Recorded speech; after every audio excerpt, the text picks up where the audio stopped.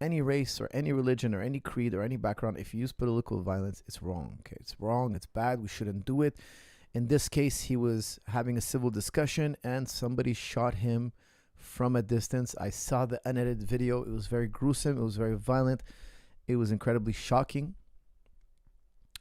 But with that said, Charlie Kirk is a person I completely disagree with. I don't, I can't say completely. I mean, there's a lot of things I'm sure we would agree on, but there's so much me and him would disagree on. Okay, I don't see the man's point of view. I think he's an apologist for a lot of bad things, and I'm gonna get into the specifics. But I still don't think it's okay to murder somebody. Obviously not.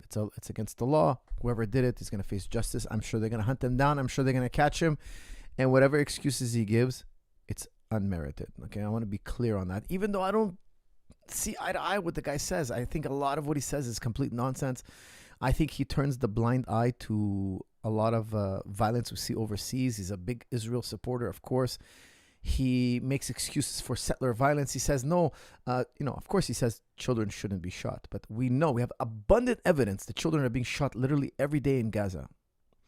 They're being murdered. There's a Geno, I can't say the word, okay, but there's a Geno something tied.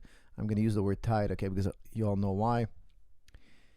He's an apologist for what's going on in the Middle East today. It's unexcusable. It's completely wrong. He said some controversial things, but this for me is my number one bone to pick with the man, okay?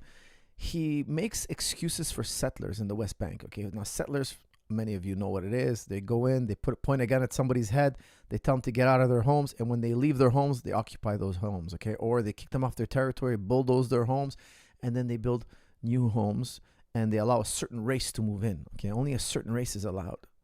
This is illegal internationally. It's been condemned all over the world by world leaders all over the world. Even the U.S. now has been suspending settlers' visas. They can't visit the U.S. Everybody's condemning it.